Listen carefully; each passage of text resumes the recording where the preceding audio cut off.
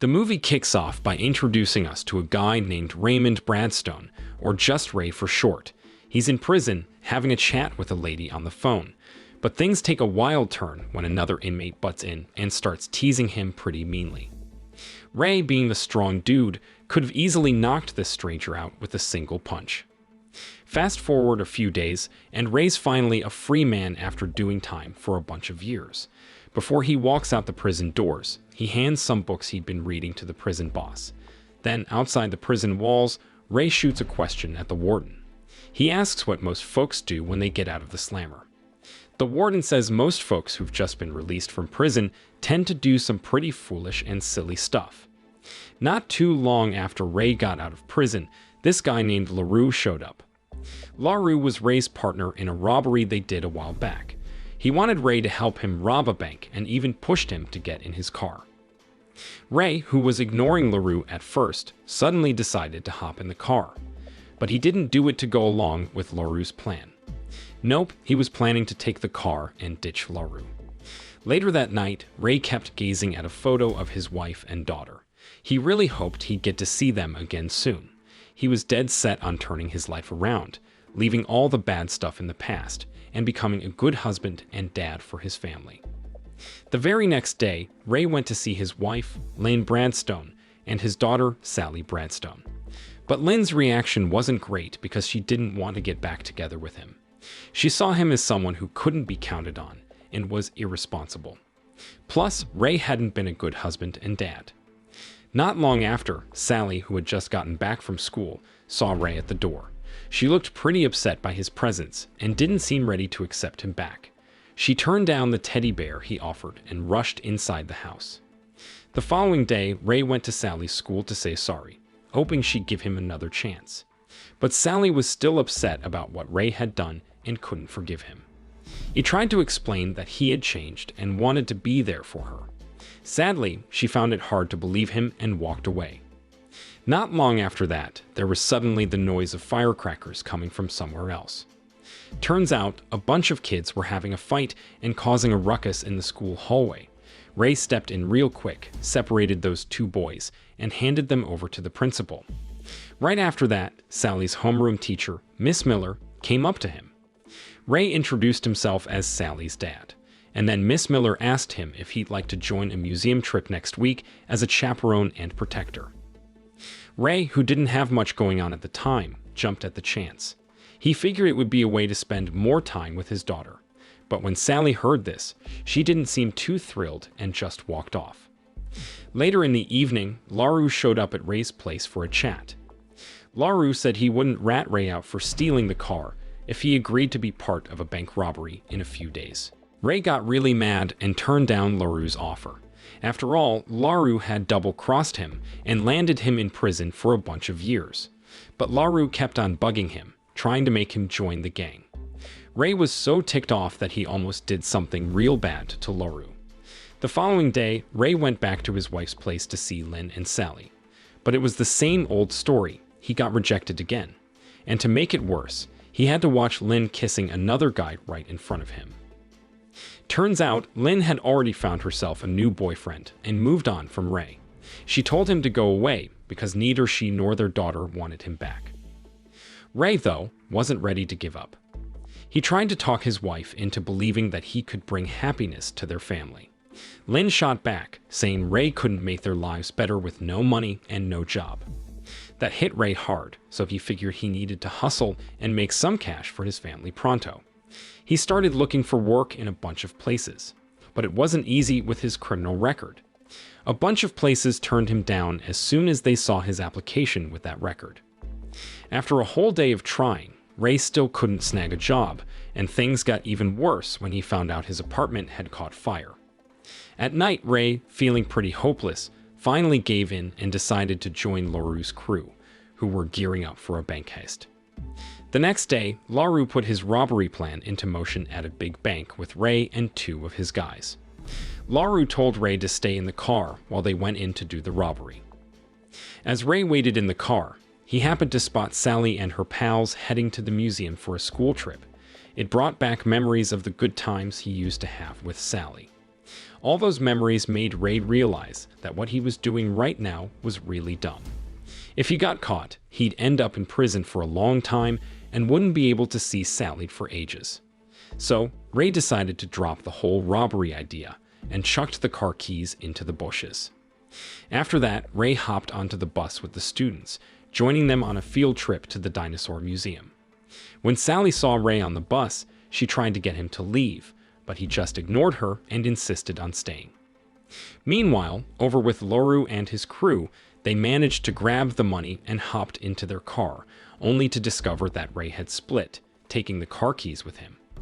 They had to make a run for it with the stolen cash before the cops caught them. Unfortunately, Laru's buddy, Domo, got separated and accidentally dropped the money bag among a pile of student bags. Domo freaked out and took off, leaving the bag with the students' stuff. Laru and his crew were pretty disappointed and ticked off at him, but they had to split and hide from the cops. As for Domo, he kept running from the police and ended up in a car crash, passing out. Laru and his crew swiped a car to chase down the school bus, carrying a suitcase full of their stolen cash. Unfortunately, they lost sight of it when they accidentally crashed into a truck up ahead. On the flip side, Domo, who had woken up in the hospital, had a chat with the police. He says about everyone involved in the bank heist.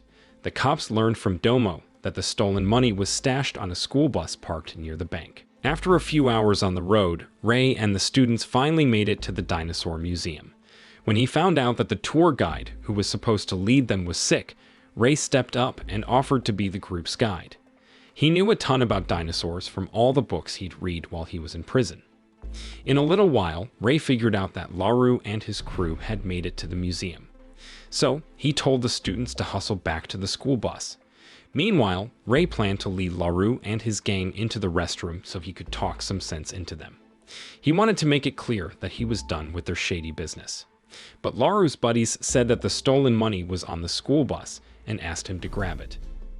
After that, Ray jumped on the school bus and drove the gang to the next stop for the field trip. When they got there, Ray checked the trunk of the car to find the bag with the bank robbery money. He wanted to give it back to Laru because he knew if he didn't, his daughter could get hurt. But just when Laru and his crew were about to grab the money, the police showed up out of nowhere. They had to make a run for it to dodge the cops. After escaping the police, they bumped into 3 Mexican mafia guys and asked for their help in catching Ray. In the afternoon, Ray and the students checked into a hotel where they'd be staying for a while. Ray wasted no time. He took the bag of stolen money to his room. Then he gave Laru a call, asking him to come collect the stolen cash right in front of the hotel where he was staying. But Laru turned him down, saying it was too crowded and risky there. Instead, he told Ray to stash the money in a secret and safer spot. Before Ray met up with Laru, he used the chance to hang out with Sally. He treated her to a record store, buying a cassette with her favorite music, and then they had a meal at a restaurant.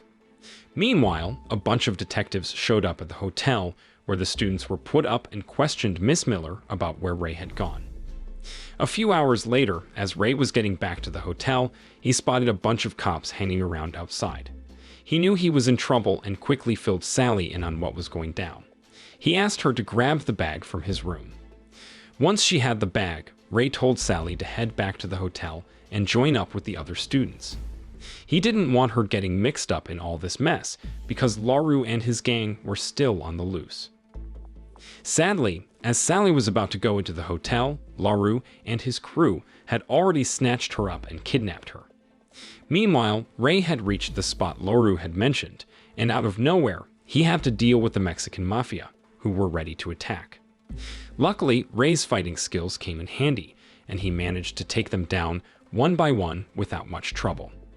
Soon after, Ray got a call from Laru, who dropped the bombshell that he kidnapped Sally. Ray was seething with anger, but warned Laru not to harm his daughter. Laru instructed Ray to take the stolen money to a hidden spot for an exchange. Ray quickly hopped into a taxi and headed to the location Laru had given him. Before getting out of the cab, he made sure to tell the driver to speed away once Sally was safely inside. After a successful escape, Sally finally made it back to the hotel unharmed. However, when Sally realized her dad was still in danger, she decided to track him down and give him a hand. She enlisted the help of her three pals, Josh, Benny, and Simon. Simon used his phone to trace her father's location, while Benny pulled off a distraction with firecrackers to divert the attention of the police, allowing them to leave the hotel. On the flip side, Ray found himself in a tight spot, held hostage by LaRue and his gang.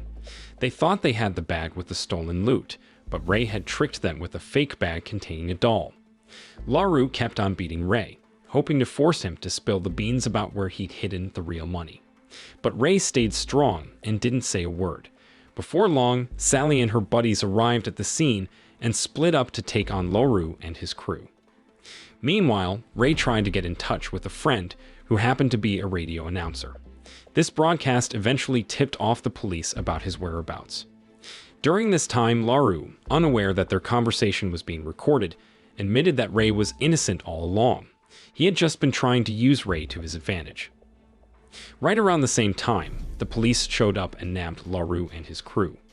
Ray was in the clear because he'd been on the bus with the students when the robbery took place. Before long, Lynn arrived to check on Sally. It was the moment when Ray could finally show his wife that he'd become a dependable and improved person. And that's the end of the story. So, the moral of the story is if you find yourself stuck in a wacky adventure with bank robbers, dinosaurs, and Mexican mafia, remember this: don't join the bad guys, be a hero for your family, and always keep a rubber chicken in your pocket, just in case.